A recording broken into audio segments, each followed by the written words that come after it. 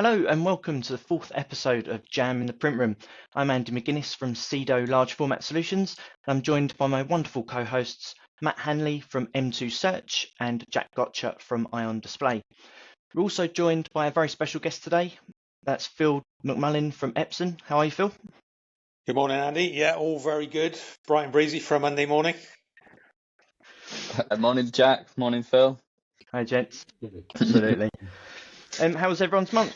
Phil, how was yours? It's been a lot more positive this year generally in calendar year 24 than it was in 23, and October kind of continued in that vein. So, yeah, really strong ink sales. I think most people in this industry know we're an ink business that makes printers so that we can sell ink, and ink is absolutely flying off the shelves at the moment. So it says to me that there's some tough areas in the market, but essentially customers need print in some format, and that's feeding through to our end customers who have Epson equipment and are buying Epson ink, and the work is ongoing. So where that's coming from, I think it's the lead up to the Christmas period, and a lot of our customers are involved in promotional work for Christmas. Can't believe we're talking about that subject already, but there we go. We're getting close, aren't we? So, yeah, it's been decent, Andy. Thanks. Do you think that was also stemmed by anything like the elections around Europe, those kind of things? There was a big increase around them. Definitely in the summer period, we saw a big pickup in our signage and displaying. So a lot of promotion going on for the various candidates, and that definitely fed into positivity around print volumes, print use, ink consumption.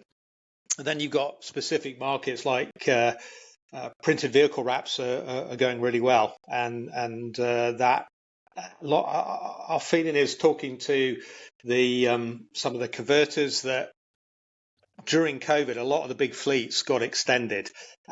People put another year or 2 years on their fleets. A lot of the mileage didn't go on the vehicles, but there always comes a point where a vehicle it comes to the end of its life, and I think we've seen a lot of that happening over the last 12 months, where contracts came to an end that had been extended. Fresh fleets are going out there, and a lot of the big organizations have woken up to the fact that a wrapped vehicle is a fantastic mobile advertising hoarding. And we've all been on the roads, haven't we? And the roads just grind to a halt, so you spend an awful lot of time looking at the back of that truck or the back of the van, or if you're pedestrian, you're walking past the side of it, and the dwell time is getting longer. So yeah, that's definitely a big part of the success for us in 24. Find yourself checking the quality of the wrap and the signage as you go along. Yeah, well, yeah, I'm trying to concentrate on what's going on the road. But yes, you after 20, 25, 30 years in the industry, you start to get a little bit obsessive about it, don't you, Jack? But it's good. It's good to see. 2023 was a pretty horrible year all around. I talked to the other manufacturers and the other partners of some of the other brands, and across the board it was pretty horrible. But since last Christmas, it's been a lot more positive. And say for us, ink consumption is the big barometer of that. So good news from that point of view. Thank you, Jack. How was your month? Well, it's been a busy month, been an entertaining month in many ways. You've had the graphic awards, we had our own Jam in the Print Room meetup, which was entertaining as well. So I'm hoping for a calmer November. Get on and get head down, get on with some work before December comes along. But it's really encouraging to hear, isn't it, that, ink is fantastic barometer. If ink is going out the door, then clearly there's a lot of print happening. And you can kind of see it. You've kind of seen on this real shift on LinkedIn, a lot more projects happening and a lot more positivity coming through. So that's good news. So I look forward to we're finding that we're about 20-30% up on ink sales over the last quarter. So it's definitely buoyant out there at the moment, which is good. It's a fantastic barometer for everybody else to really kind of measure how the industry is performing and how busy it is, right? People are using more ink, then they're busier. Absolutely. That's what we want from the industry. Yeah. But do they need more people? That's the question, Matt. There we go. That's the question that we want to know the answer to. There's the real magic there, Jack. Maybe they need more people because maybe the production people are cocking it up, and that's why the ink sales are going through the roof and everyone's winning. Other than them. But no, like from my side of things, it's been October and November are notoriously probably the busiest months in the recruitment calendar. Just the fact of summers, and everyone always, there's never a right time to move, is there? So everyone's like, oh, in January I'll start a new opportunity, which now is the perfect time to start looking for that, and start making decisions, notice periods, and like the time that it takes to interview and stuff. But then some people go, oh, after my summer holidays, I'll then start to look. So kind of October, November are both activity-wise and revenue-wise always notoriously like the busiest kind of months for recruitment in general as well. So it's been decent. I managed to get away for a week as well with the family, which is good. Nice bit of rest and relaxation, and come back trying to kind of finish the year strongly. That's good. Did you work while you were away at all? I kind of had to, because there's only me and Lindsay in the business, but only the stuff that was already going through. I wasn't being proactive in terms of looking for new opportunities or looking for candidates, but just anybody going through that recruitment process at the minute, then yeah. Yes. No, I normally when I go away myself, I'm very conscious not to check the phone really and the emails. But I find when you're in a small company, sometimes you can't write everything down. You can't give it all to your team to do because they're obviously a person down. So I normally do get told off by the wife for checking the phone, but I try my best not to. Definitely got better at that actually. You were really good at it this time because you had someone start whilst you were away and stuff like that, didn't you? So yep, yeah, that's it. that was And good. at the end of the day, I've got a good team around me, so I do try my best to not getting too involved and just let them do their thing. They know what to do. They know what the business is about. They know the ethos. You've got to trust your people. I guess that's the main thing really. So I try not to. I used to be terrible at it. I was checking every single day. It would just ruin the holiday, and you don't shut off. You don't have that rest that you deserve. And ultimately you just annoy the person or people that you're with by checking the phone because you're not present in the moment. So I've definitely got better. My wife would probably say I'm still just as bad, but I am. Of course, I am trying. If she's listening.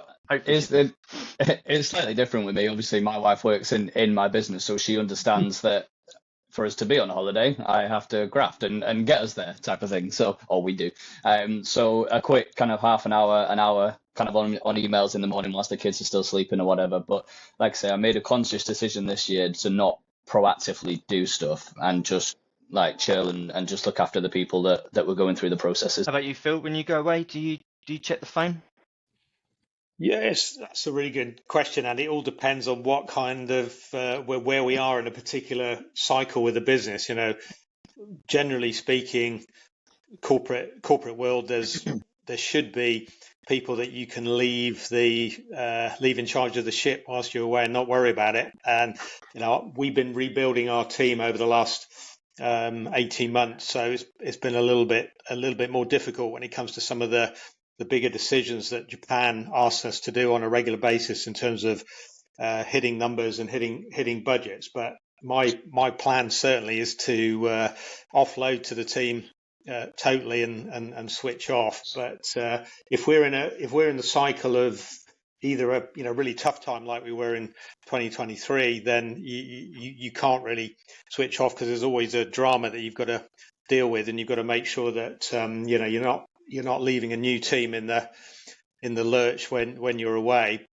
But when everything's flowing well, and we're kind of back to that now, then I've certainly got every intention to switch off totally for my next break and leave it for the guys. And it's a learning opportunity. If you've chosen the right people, as Matt knows, within your organisation, you need to give them the opportunity to grow, and you learn by getting chucked in at the deep end sometimes and making mistakes. I certainly did that in my early management career and came very close to disaster. But you remember all those times, and they're incredibly useful when you are under the pump and you've got to make a decision under pressure. So it's generally in the corporate world a good learning opportunity for those who've got aspirations to step into your shoes when the opportunity comes. So yeah, switch off. And also good for you, right, Phil, for you to be able to see that when you're not there, there are people there to step up. And it's almost kind of recognition to you that your decision-making process in hiring those people has been the right one because, right, I'm going to take a step out. Who's going to step up and naturally kind of lead from the front? Absolutely. And the other point with it, I guess, is that, again, in a big corporate organization, it's very difficult for people in junior roles to get exposure to senior management. So, we are Epsom is a very traditional, structured company, and junior roles don't get the opportunity to interface with senior people on a regular basis, if at all. So the one time where that does come into play is when when I'm on holiday and I can push my guys into that senior management teams meeting or business meeting, and they can get some exposure, so that when the time does come for them to put their hand up for the senior roles, the people in the higher echelons can put a face to the name. They recognize them and they'd say, okay, yeah, I've seen you perform in a pressurized environment. You're going to be the right person for the job. So yeah, it has a lot of benefits all the way around, including refreshing the person who needs their battery recharged. Absolutely. No, I agree. What about you, Jack? I guess you and I are probably the most similar, right? Oh, absolutely. But I have to, in a way, doing the magazine, the stories come in, I need to sort of make sure they still somehow get up. I do have a great person who does a lot of that for me, which is good. But obviously, Catherine and I would probably be on holiday together, and we are now working together. So, do you know what? I try and say, I'll look a quick look in the morning and a quick look at the end of the day. And if there's nothing that's like really important, then I'll just leave it. So, I've been doing this a long time. I kind of get used to that. But I think we're talking about barometers. I think that's a really good one, isn't it? If you're away for 2 weeks with no communication, your team's got to get on with it. And it was, in a way, quite good if something bad happens, because how do they deal with it? How do they face that issue without having which they normally do, which is just ask you to do it. Obviously, you'd rather not know. I always find there's that thing is that when somebody rings you up and says, I can't find something, I can't do, well, there's nothing I can do about it. So, you've just got to go and get on with it. Much better that you never hear that call. So, someone has a call coming in. Staff members, it's one of your staff members going, shit, I can't find this. I think one of the mistakes I made in my early management career was being too available. Always put myself out there, trying to be too helpful, and I didn't really let the team kind of thrive on their own. I was always there, I'm away. If you've got a problem, call me, give me a WhatsApp, tell me there's an email, those kind of things. And sometimes, like we've just said, you do need to let people kind of sink or swim. And they'll be better for it, I think, in the long run, if you're just not there always telling them what to do and being there as like a comfort blanket. I think you need to just let them get on with it, and I think people will surprise you. I think people want that as well, Yeah. I'm not saying that you suffocated them, but I think a rest for you is also a rest for them, and just like an opportunity to shine and go, what, Andy's not here now, let's not permanently, obviously, but Andy's not here for the next couple of weeks. Let's really show him what we can do. And without sounding patronising, it's that kind of parent-child type of relationship as well, and giving them the autonomy and freedom to make some decisions on their own. And I think people either thrive or don't. See, agreed.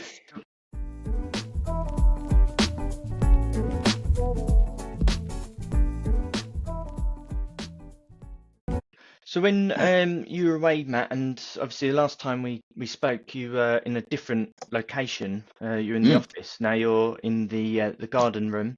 Yes. What do you find about the importance of location in running your business?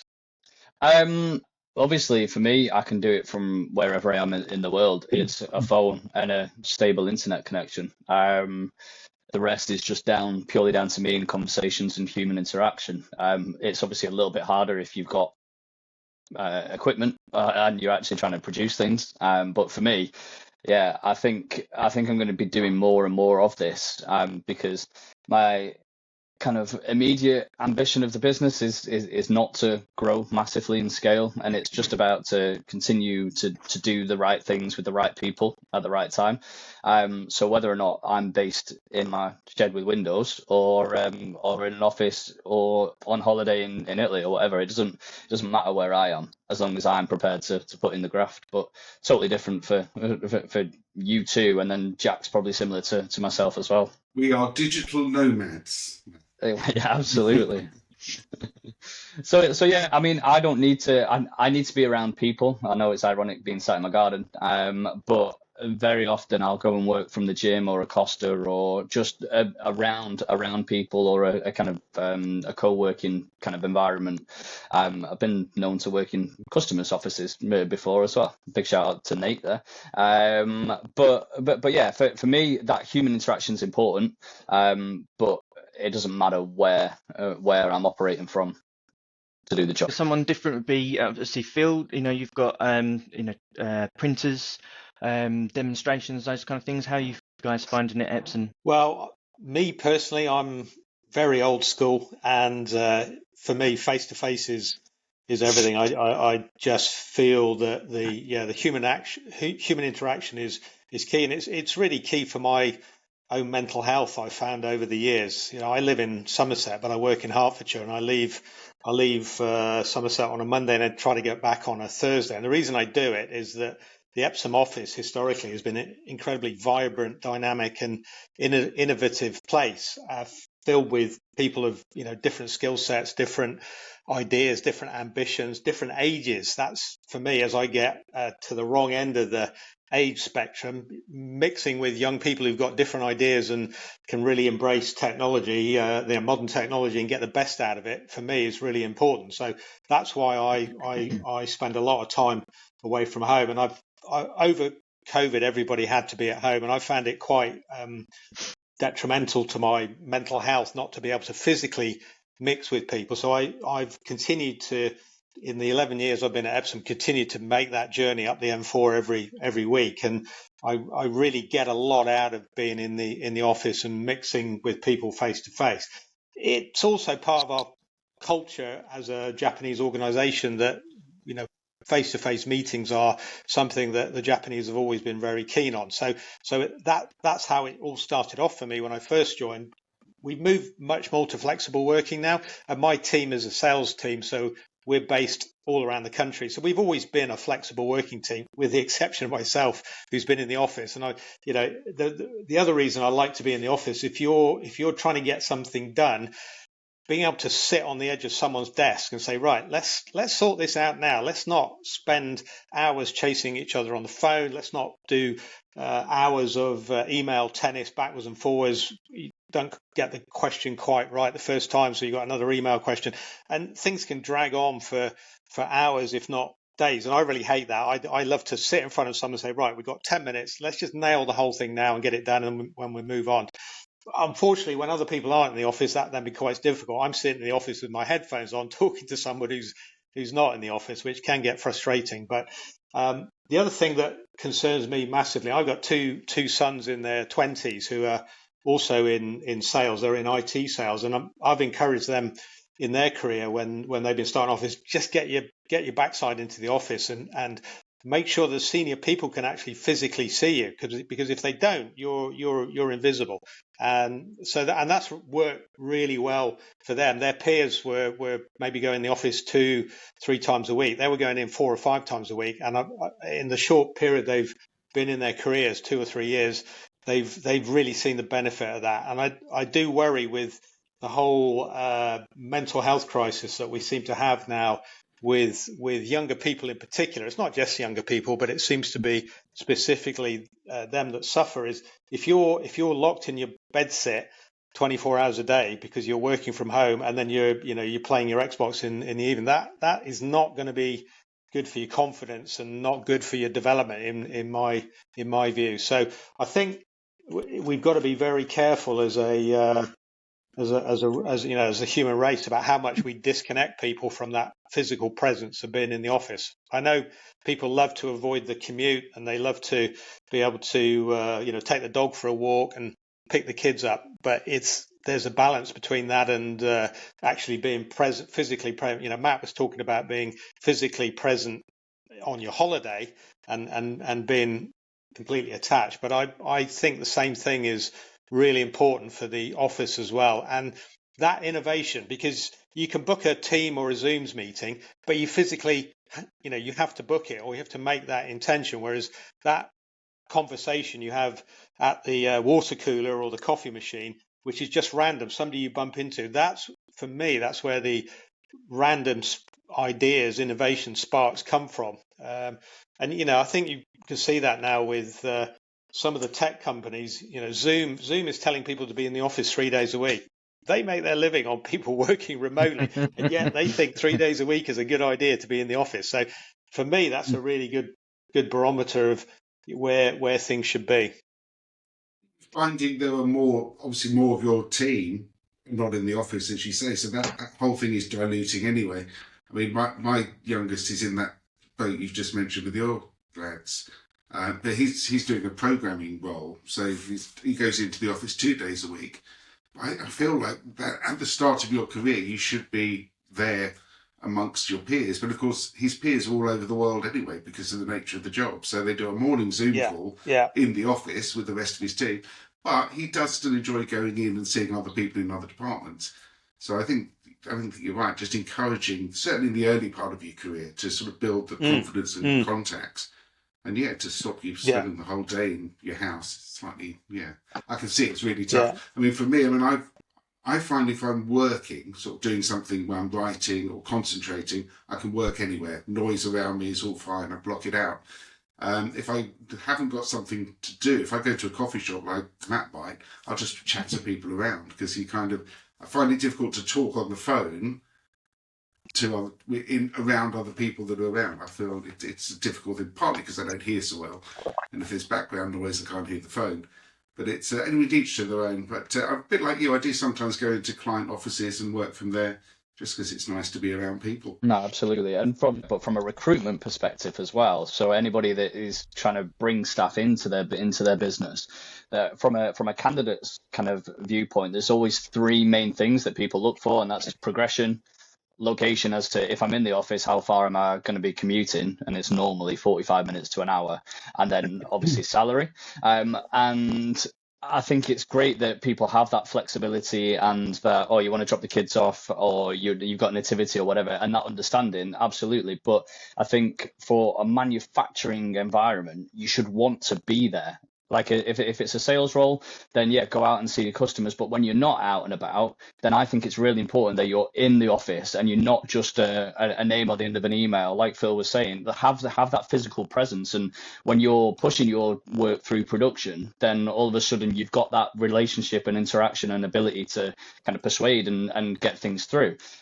Young people coming into it, I think, like Phil was saying, he learns from that next generation coming through technology wise and stuff, but they will get so much more from Phil as well, the wisdom and the knowledge and the experience that he has.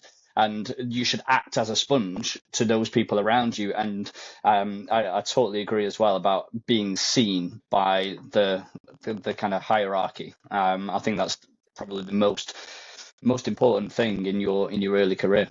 Yeah, I find that when I'm in the office, when I'm chatting with the guys, we come up with ideas on certain things, an install, the van, how that might operate in terms of getting a printer on there, all the little things that we do day to day. If I work from home, that doesn't happen. I find if I'm going to, going down to lunch and about to get into the car, get stopped 3 times on the way, we don't have that when I'm at home, when I'm working from the PC. Sorry, from the laptop at home. So I think I think everyone collaborates, people learn from each other.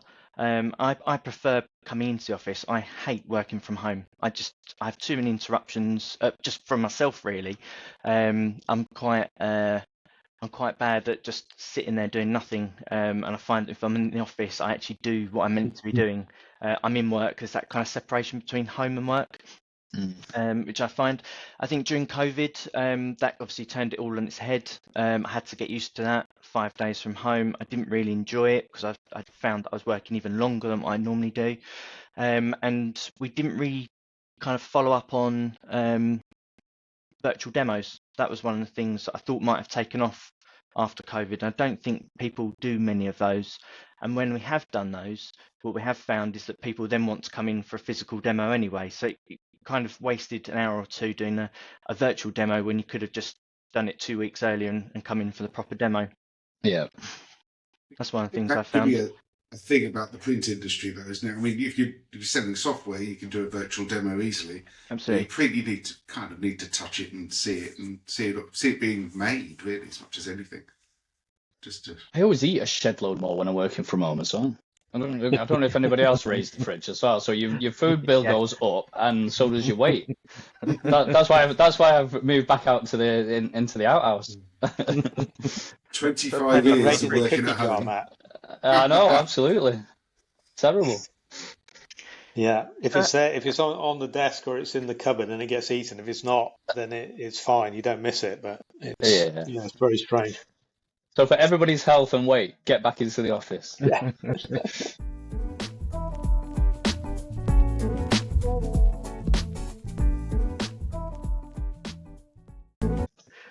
So we talked about things like virtual demos and COVID and those kind of things, but Phil, how have you found that the industry as a whole has developed since then, really, and how are big brands like Epson kind of helping with that? What developed since COVID?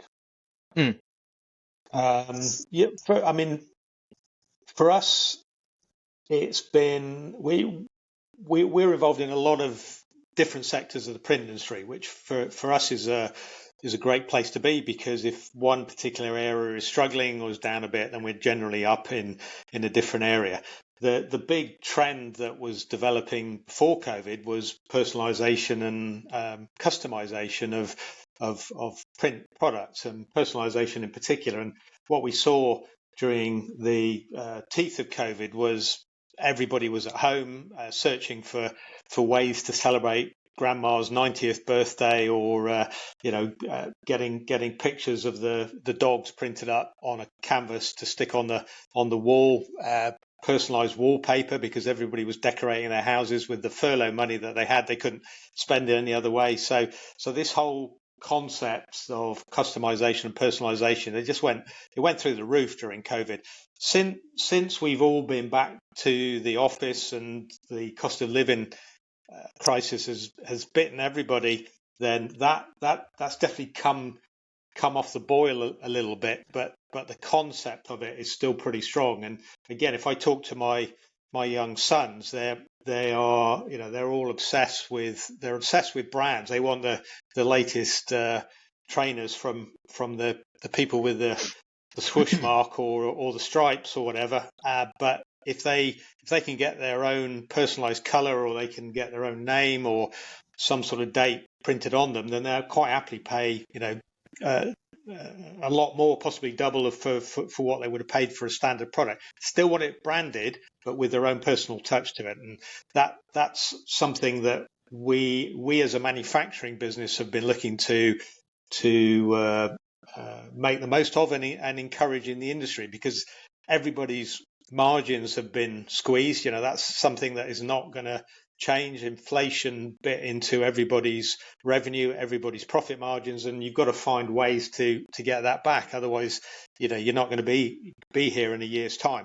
And so being able to add some extra value, I should say, into what your customer is buying, then hopefully takes away that some of that price conversation and enables you to perhaps sell your finished product for more than you would have done if it was just a standard off the shelf product. So for us, Andy, trying to answer your question in a roundabout sort of way, it's been about providing that technology, making that innovation, providing that technology for the print service providers out there, whichever arena they're in, whether it's vehicle wrapping, whether it's t-shirt printing, whether it's mugs, whether it's fine art, whether it's bespoke wallpaper. Is let's innovate, let's provide that technology. And then what we do know with this fantastic industry we're in is people are incredibly creative, and so the limit is really a person's imagination as to what they can do with that technology. So we're not the people that are going to come up with these fantastic ideas. We're just the enabler, and bring that product to market. We try and bring that product to market at a low cost of entry, which is not to create more competition within the existing base of print service providers, but provide opportunities to expand the offering that they're able to produce. So that's been the big focus for us, Andy. And just going back to your point about people wanting to see the product, we're in a visual industry, and you need to touch it, taste it, sniff it, feel it, above all see it when it's actually coming out of the printer or off the cutter in its finished format. And trying to get that over, we dabbled with remote demos, and it was a necessity when you literally couldn't get out the door. But since then, we have gone back to full face-to-face demos, and that's part of the reason why we're just investing in a brand new innovation demonstration centre in Lutterworth in Leicestershire, right in the middle of the country, so that we can facilitate that much more easily for a larger group of customers. But also commercially, just that if you're bringing a truckload of people to your demo center, it's going to be so much easier for them to see it, smell it, feel it, and then even going into other customers that you might have sold Epsons into that are kind of fully embellished into it and fully operational. It's going to be so much easier to convert those leads, sales, and everything like that by doing that, right? Absolutely, Matt. Absolutely, and one of the reasons we love to get people in, as well as understanding what they do and learn from them and spark ideas, is that because we are such a broad church of we've got such a broad church of print solutions, from, as I said, from signage, from label to photo to t-shirts to mugs, etc. A lot of the print service providers we invite in haven't thought about expanding their offering, and it's an opportunity to look at what innovation is out there and how you might incorporate what essentially is just another print output device. If you've got the ability to handle large color files, you understand color management, you understand how you can customize and personalize that image to benefit you and your customer, then all you're talking about is another color print output device. I'm really offending the R&D guys in Japan who are designing this kit, but fundamentally from a layperson, from a basic salesperson like me, that's what it is. If you've got that creativity and that color management skills, then there's just another different output device that provides something additional that you can sell to your customer. And if you don't take that decision to sell it to your customer, somebody else definitely will be.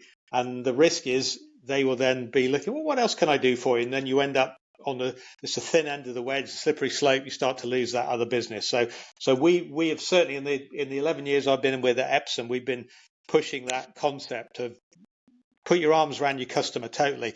The answer is yes. What's the question? If you want print, doesn't matter what kind of print it is, we can do it, and we'll own that and become like a consultant to your end customer. And the best print service providers out there know that and do that already. I'm preaching to the converted for a lot of the people in our industry, but that's definitely for us the way you can future-proof your business and retain or claw back some of that margin that cost of living crisis and inflation has ripped away. Out of all sorry, Andy, every time you're about to speak, I jump in. I'm so sorry. Okay. No, just one last question. Of all the markets that you cover, Phil, which ones would you say, maybe it'd be difficult to answer, but which one is the most innovative? Which ones are the ones coming to you with ideas and then you're providing solutions for them? Is there a vertical that is always kind of pushing the boundaries from your experience? Honestly, Matt, it tends to go in waves of innovation. I would say during COVID, the t-shirt printing market was incredibly innovative, and we've seen the arrival of direct to film to rival direct to garment printing, and that's had its day. That peak is now dropping off from the peak, and we're seeing the resurgence of direct to garment printing again for a lot of different reasons.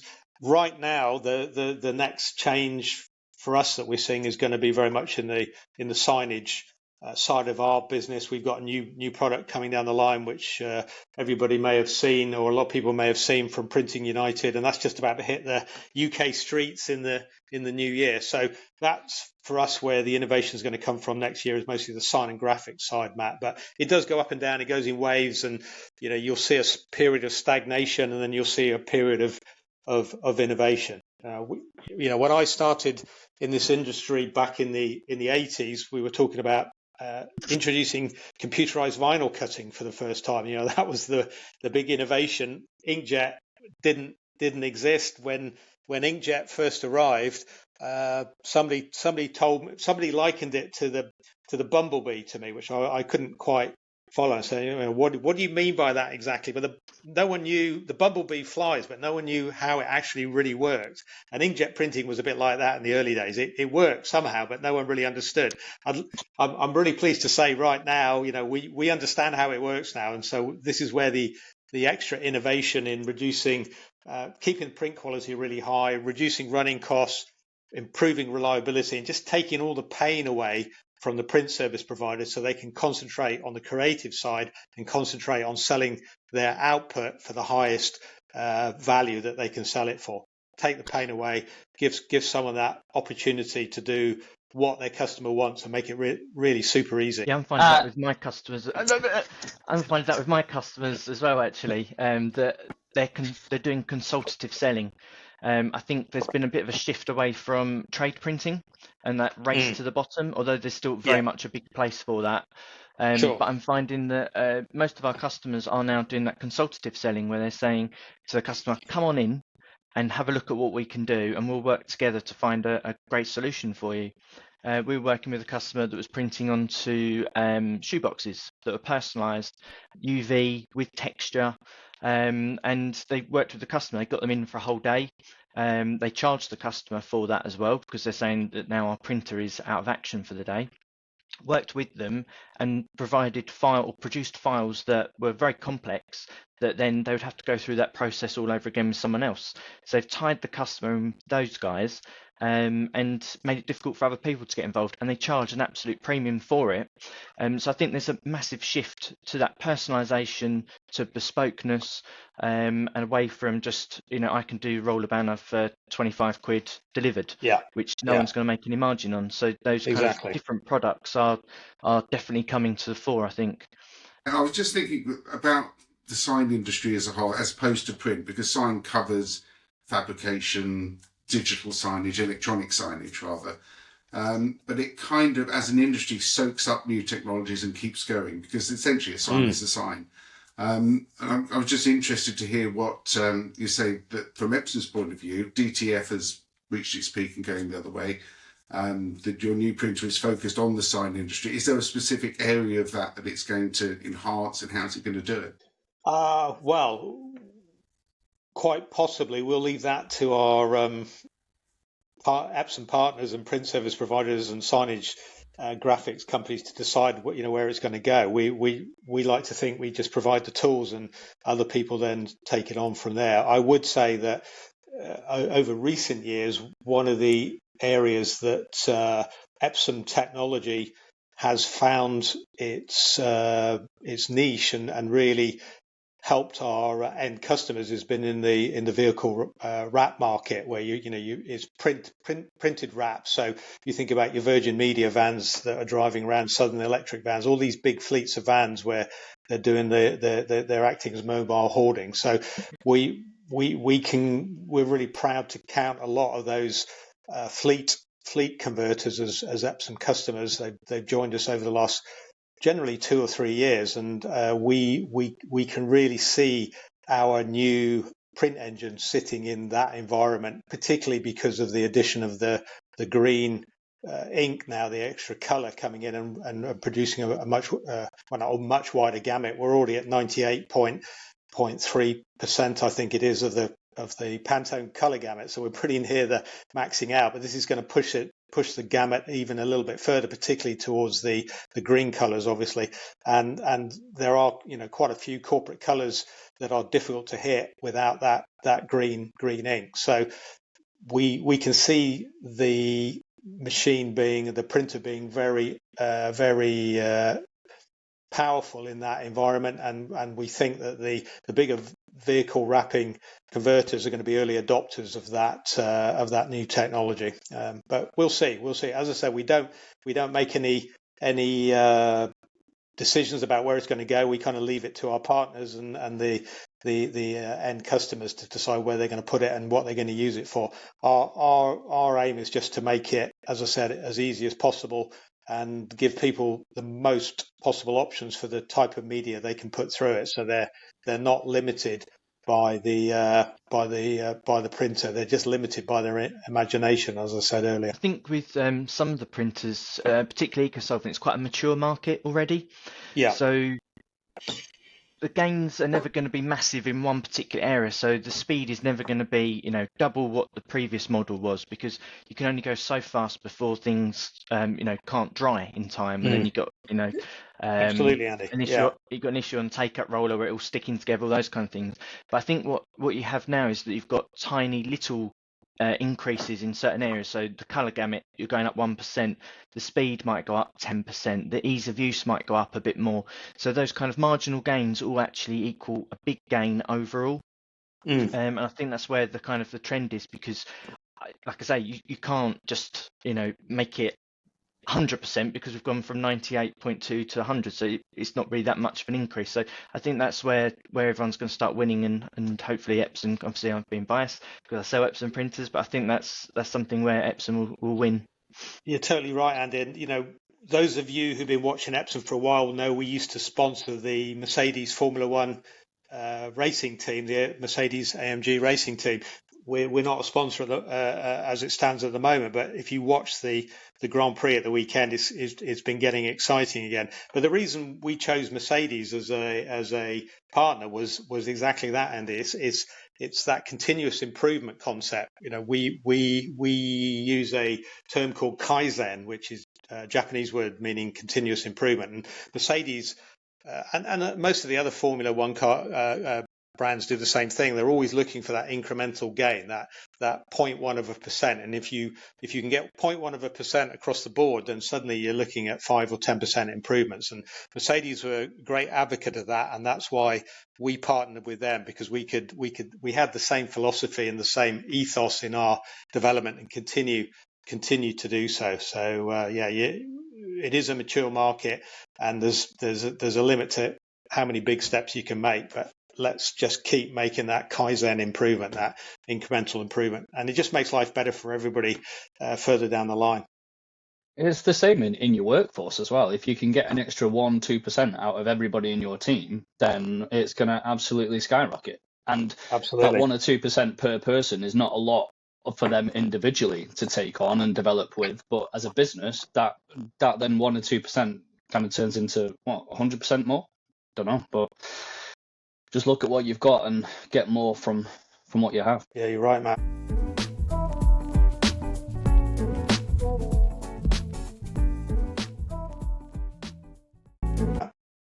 Absolutely. One of the things, and a hot topic in the industry is something like sustainability. Always a very contentious one, and something that we should all strive to be more sustainable. How are you finding that within the industry, Jack? With customers and the big brands, how are they striving? Is anyone doing anything to try and be more sustainable? I think it's happening across the board. Certainly, all the corporate companies are putting a lot of investment into sustainability in our industry. I see a lot of press releases and reports that come through talking about what they're doing and the accreditations they're winning. And this is important because as this filters all the way down to the end user, it isn't so much about personal responsibility in what you do anymore. You've got to think about, well, you might be being green, but is the person you're buying from being green, and is the person they're buying for being green? So there's kind of, to get your sort of big picture, you've got to kind of be confident that the people that you're working with are also being responsible and being sustainable.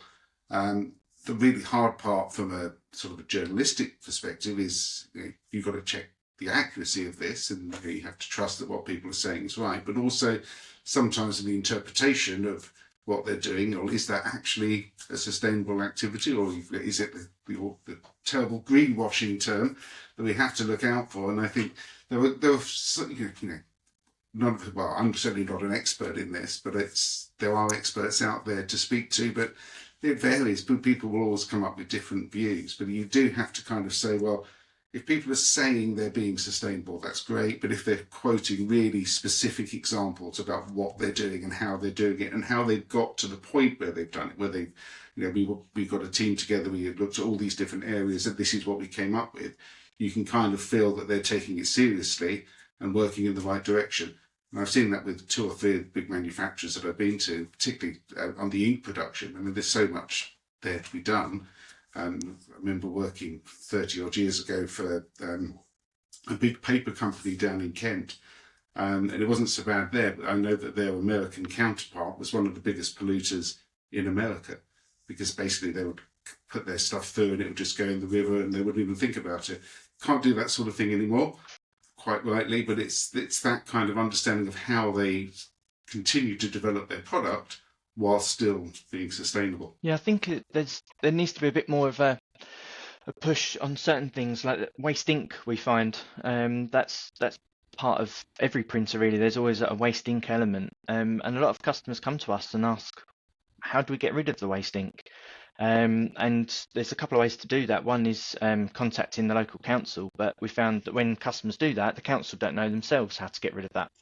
And then we've actually got a solution where we've got a company who collect a 25-litre drum annually, and we tell them exactly what's in it. We give them the MSDS sheets, and they responsibly kind of dispose of that.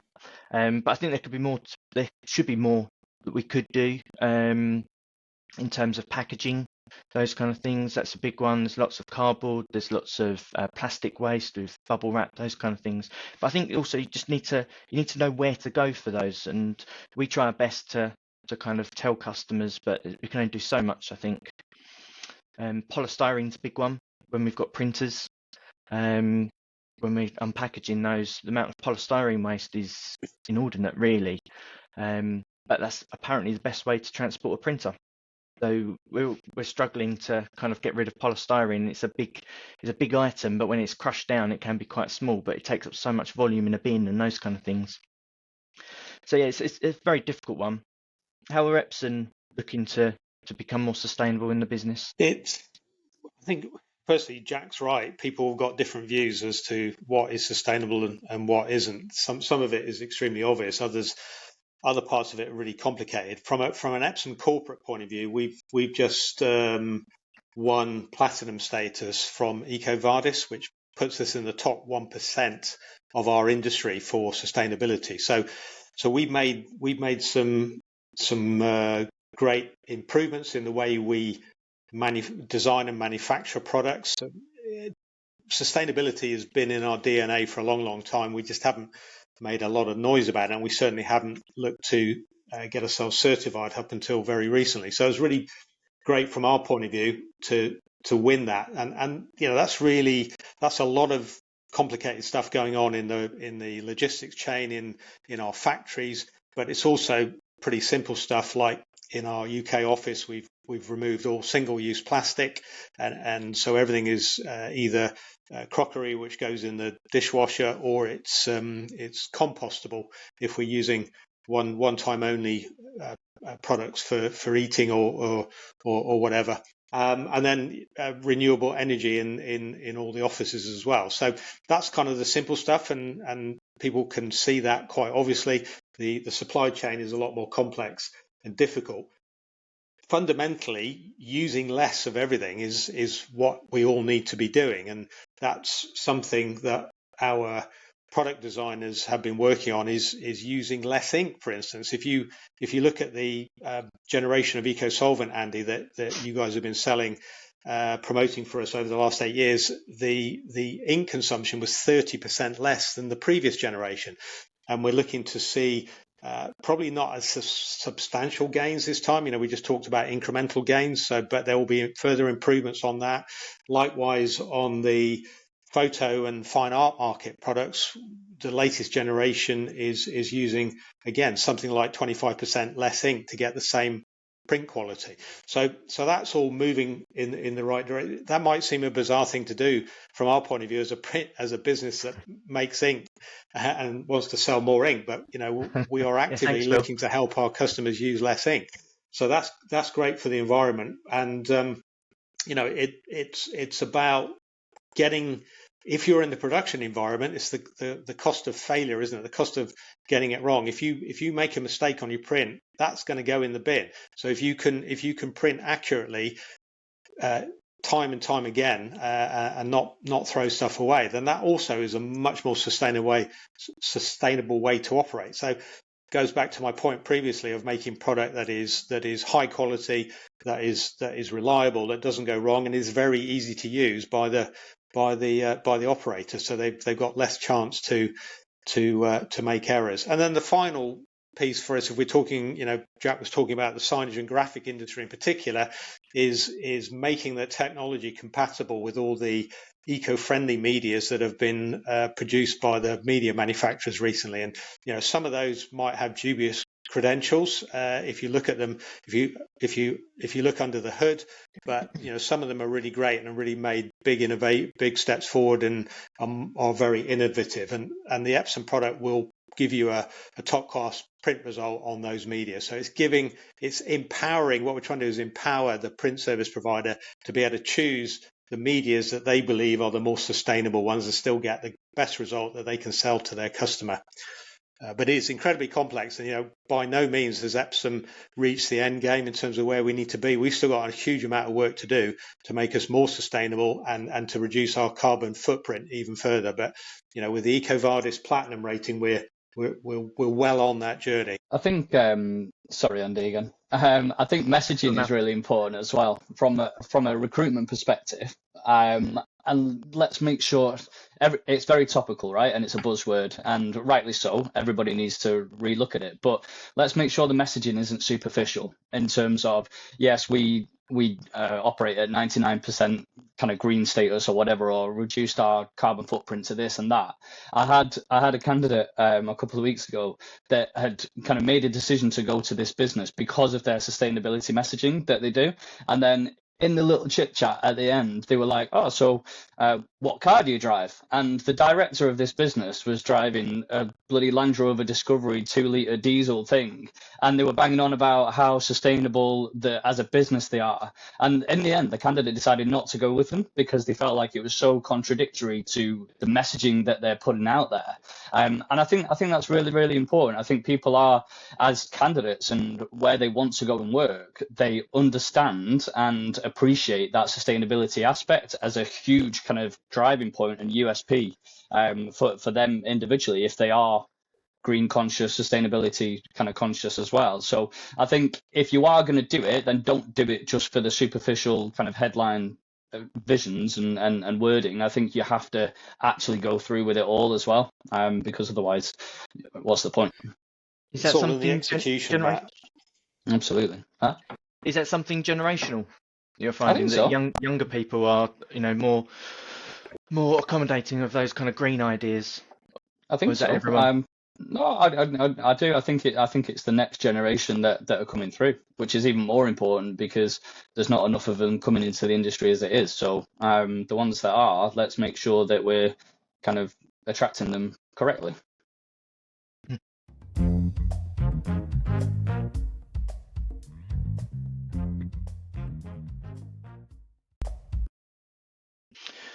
Well, I think we'll go to the very last question, which is from Karis Copp, our last guest. And she's sent a question to Phil, which Phil doesn't know about at all. So the question is, if money was no object and time was no issue, what one thing in your business would you implement tomorrow? Great question, by the way. Well done, Great Karis. question. Right, thanks, Karis. I know where Karis lives, so I'll go around. What will we implement? Well, actually, we've just done it. We've moved going back to the previous discussion point, sustainability. We've just moved our office from 25-year plus building in Hemel Hempstead to a brand new build in Watford. And the reason we've done it is that the new building is A-grade sustainable, whereas the previous building was really quite poor in terms of the energy consumption and the opportunity to drag it kicking and screaming into the 21st century and make it a sustainable operation. So we decided that rather than trying to do that and the cost and environmental impact of doing that, we'd move to a brand new building, which gives us grade A. So with a bit of further thought to Karis's question, I might come up with a different answer. But I think given the topic we were talking about earlier on, making a big change to our sustainability credentials in the UK by moving the office is going to help tremendously to as Matt said, to evidence exactly what we're doing. We can all talk a good story, but can we execute? And that's something that happened over the last 4 weeks, actually. So it's very new. We're still getting to grips with it, and we're looking forward to reaping the sustainable benefits from that new facility. You gents, do you have an answer for that question? I know we've seen that ahead of time. Go on, Jack. You go first. Okay, thanks, mate.